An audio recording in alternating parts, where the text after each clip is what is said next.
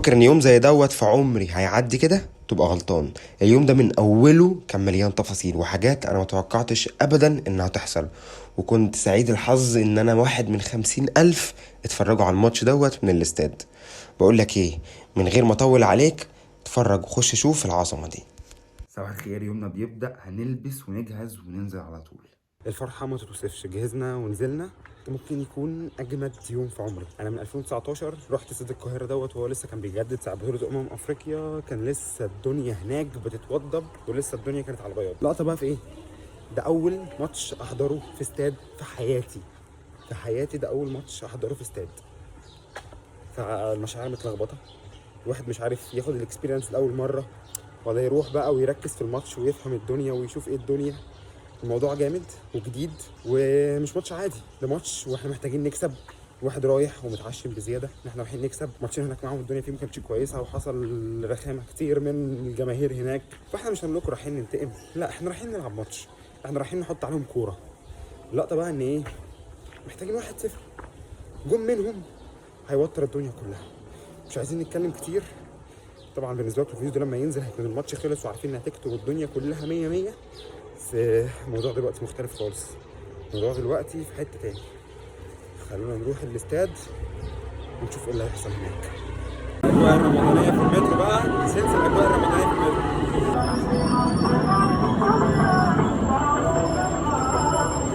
عايزك تفضل فاكر شكل المترو كده عشان تشوف شكله بقى والجماهير ملياه.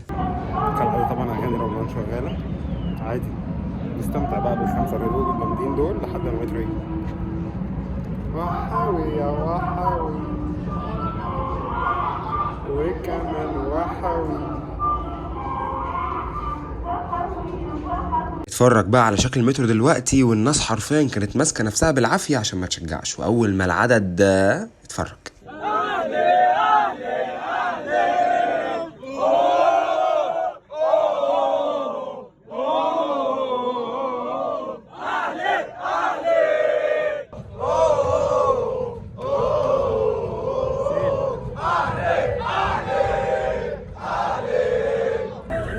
الدنيا مترشمه من قبل الماتش يبدا، يجي اكتر من 5 ساعات من المترو للشارع لكل حته. الدنيا مليانه، مش عارف حته تاني، جمهور في حته تاني. صحيح طريق الاستاد ما كانش اقرب حاجه للمترو، بس حقيقي ونس الجماهير في الطريق معاك من المترو لحد الاستاد يغنيك عن اي متعه وعن اي حاجه تاني.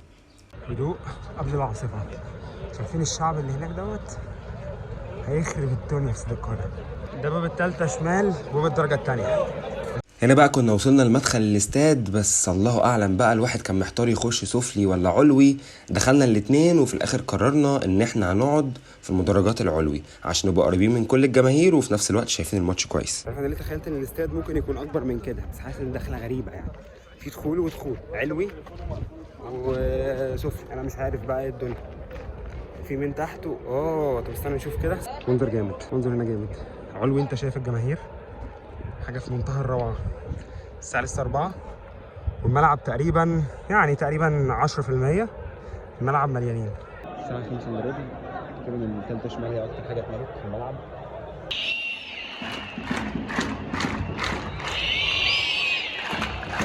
الساعه 5:30 ولسه فاضل نص ساعه على الفطار، وتقريبا الثالثه شمال قربت تتملي. طبعا لو قعدت احكي لكم عن جمال المنظر وجمال استاد القاهره وهو فاضي حاجه، وبعد ما اتملى بالجماهير كان حاجه تاني خالص. 6 الا تلت لما حارس نزل الملعب، معنا كده الاتوبيس من المدرجات ومن قلب الثالثه شمال ساعه الفطار. هنا يا دوبك الناس اول ما خلصوا فطار على طول بداوا يسخنوا عشان يجهزوا للماتش.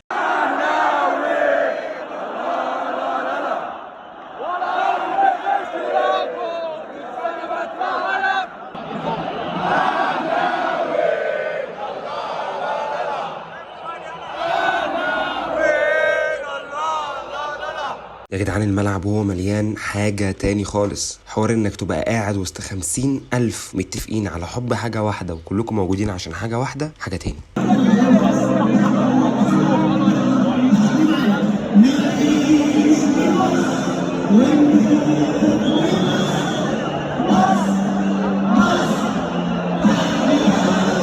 عارف ايه اللي حصل، بس احنا كنا مندمجين جدا مع الاغاني اللي كانوا مشغلينها في الاستاد.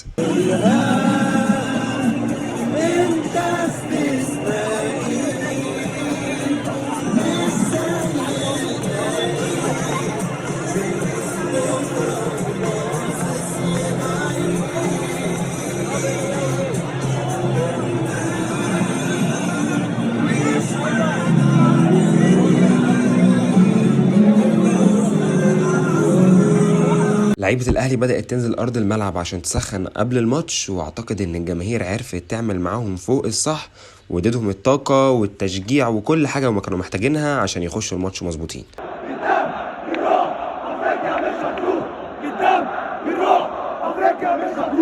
الماتش بدأ وكله حرفيا كان حاطط ايده على قلبه، بس مع ذلك ما كانش فيه واحد في الاستاد ما بيشجعش الأهلي من أول دقيقة لحد ما الماتش خلص.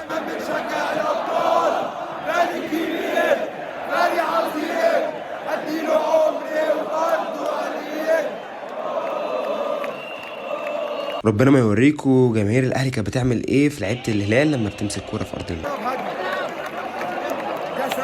دقيقة 7 اقرب هجمة.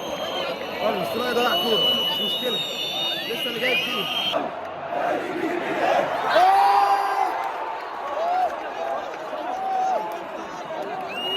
دقيقة 12 كده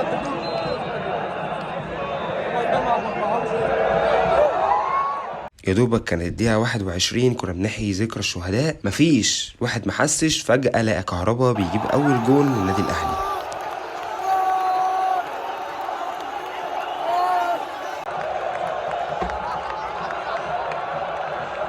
كان قريب قوي، كان قريب 5 دقايق جول وهجمة والله. سكور يخلص بسكور، لسه الدقيقة 30.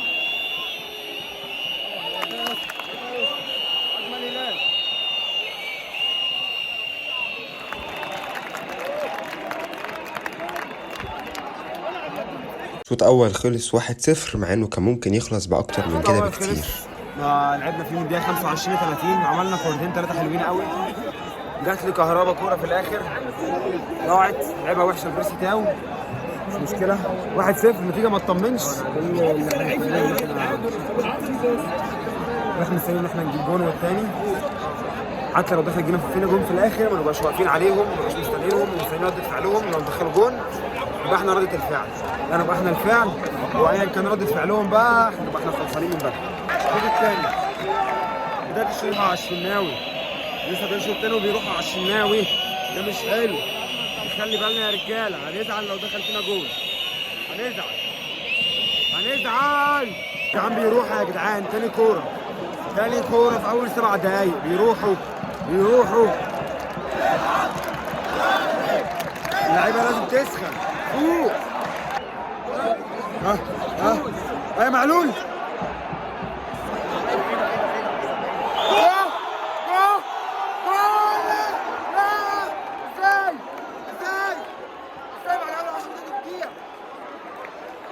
هنا الجماهير حست إن اللعيبة بدأت تهدى فقامت معاهم بالواجب.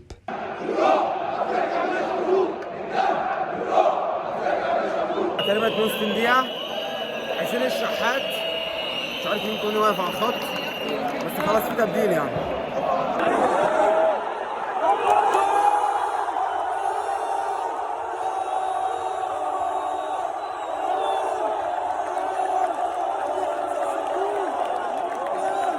الشحات فرق معانا قوي، بعد ما نزل حرك الدنيا.